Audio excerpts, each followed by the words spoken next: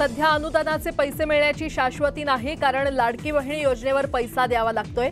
गुंतवणुकीच्या मुद्द्यावरून बोलताना केंद्रीय मंत्री नितीन गडकरींनी व्यक्त केली खंत। नागपूर स्मार्ट सिटी होणं अवघड, शहराच्या विकासाचं कुठलंही नियोजन नाही। गडकरींच्या वक्तव्यानं चर्चांना उधाण, तर स्थानिक विकास यंत्रणा कुचकामी असल्याचं केलं अधोरेखित।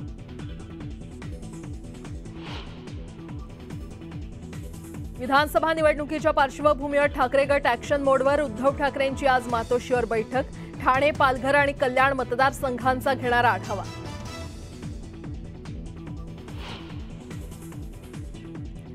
महाविकास आघाडीची जागा वाटपासंदर्भात महत्त्वाची बैठक। तिढा असलेल्या जागांवर आता दुसऱ्या टप्प्यात होणार चर्चा।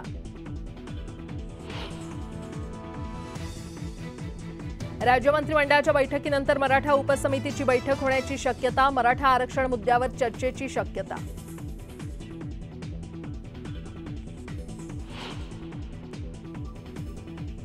माळेगाव सहकारी साखर कारखान्याची आज वार्षिक सर्वसाधारण सभा। शरद पवार लावणार उपस्थिती, तर आजची सभा वादळी ठरण्याची चिन्ह।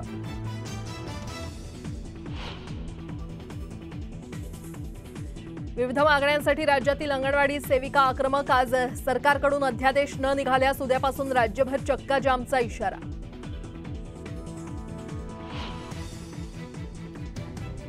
नाशिकमध्ये धबधब्यावर गेलेल्या ट्रेकर्सवर मधमाशांचा हल्ल्यात 4 ते 5 ट्रेकर्स जखमी।